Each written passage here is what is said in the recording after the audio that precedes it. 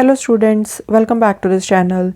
In this video we will solve question number 3rd of exercise 8.2 class 9 NCERT की text book से. Question है ABCD is a rectangle and PQR and S are the midpoints of the sides AB, BC, CD and DA respectively. So ये diagram आपने खुद से बनानी है. ABCD एक रेक्टेंगल है एंड इसकी जो साइड्स हैं उनके आपको रिस्पेक्टिवली ये मिड पॉइंट्स दिए हैं PQRS. अब शो आपने करना है show that the quadrilateral PQRS is a rhombus.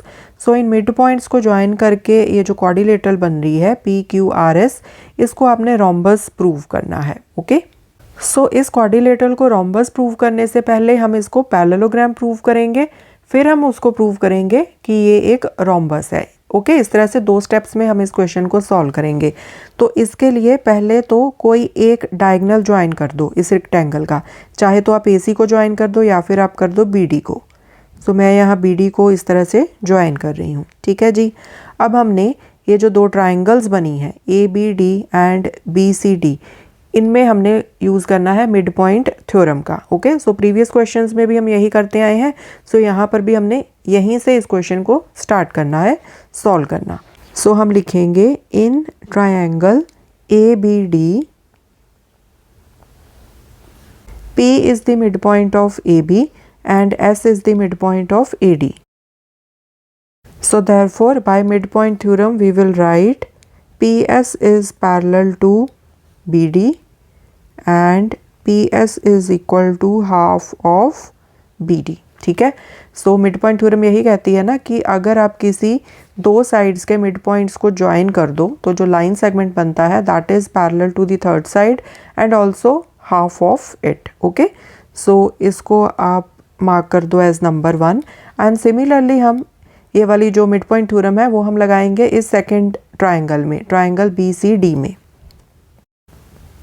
So in triangle BCD, Q is the midpoint of BC and R is the midpoint of CD.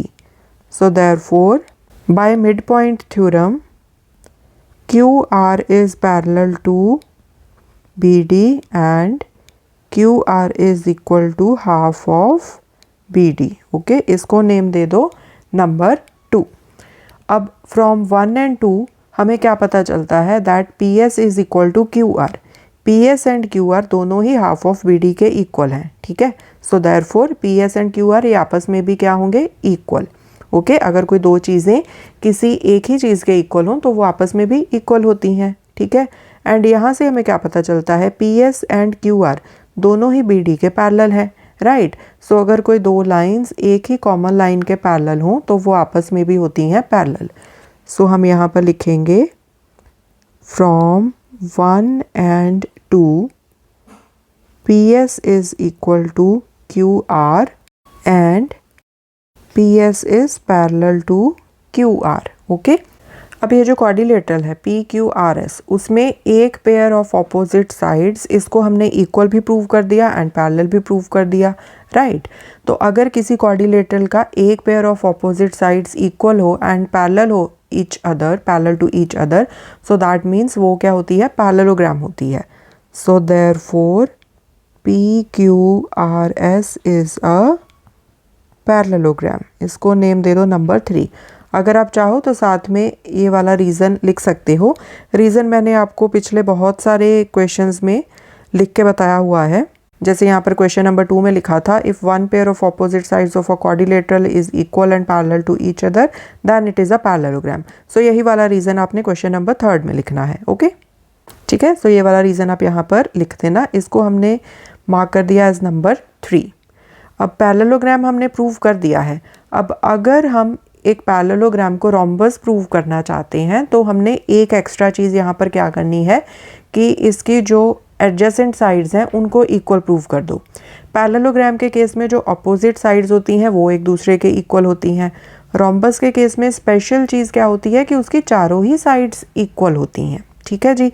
सो यहाँ पर आप प्रूव कर दो कि PS is equal to PQ. मतलब कोई भी 2 adjacent sides लो एंड उनको इक्वल प्रूव कर दो, आपका क्वेश्चन सॉल्व हो जाएगा. ठीक है. अब आगे का सोल्यूशन इस चीज़ को प्रूव करेगा कि ये जो पैरेललोग्राम है PQRS इसकी जो एडजेसेंट साइड्स हैं उनकी लेंथ इक्वल है. तो उसके लिए हम स्टार्ट करते हैं. अब यहाँ पर देखो A B is equal to D C है, A B is equal to D C because A B C D is a rectangle. तो रेक्टेंगल के केस में क्या होता है, ऑपोजिट साइड्स होती हैं इक्वल, तो half of A B this will be equal to half of D C, right. अगर कोई दो चीज़ें इक्वल हैं तो उनके जो हाफ होंगे वो भी आपस में इक्वल होंगे, ठीक है। अब ए बी का हाफ आप पी बी ले सकते हो, ठीक है। सो यहाँ पर आ गया P B and half of D C, इसको आप ले सकते हो आर सी। यहाँ पर रीज़न दे दो बिकॉज पी एंड आर क्या है, ये A B and D C के मिड पॉइंट्स हैं, राइट।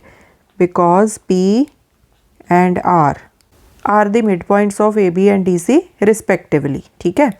सो इसीलिए P B and R C A B and D C के रिस्पेक्टिव हाफ्स है एंड ये आपस में क्या होंगे, इक्वल होंगे, ओके। अब ये चीज़ मैंने इसलिए की है बिकॉज मैं ये वाली जो दो ट्राइंगल्स है ना P B Q and Q C R, इनको आपस में कॉन्ग्रुएंट प्रूव करूँगी, ठीक है। सो अगर आप चाहो तो इसको नंबर दे दो आप 4। अब हम लिखेंगे इन triangles P B Q and triangle Q C R. अब इन दोनों ट्रायंगल्स में ये जो पी बी है वो आर सी इसके इक्वल है, so P B is equal to R C. यहाँ पर लिख देंगे फ्रॉम 4, या आप इस तरह से लिख सकते हो प्रूव्ड अबव करके, ठीक है। एंड ये वाले जो दो एंगल्स हैं, क्योंकि रेक्टेंगल है तो ये दोनों एंगल्स क्या हैं, 90 डिग्री के हैं। Angle P B Q is equal to angle Q C R, both 90 degree, right. And also Q क्या है, बी सी का मिड पॉइंट है, so B Q is equal to Q C. BQ is equal to QC. Reason, Q is the midpoint of BC.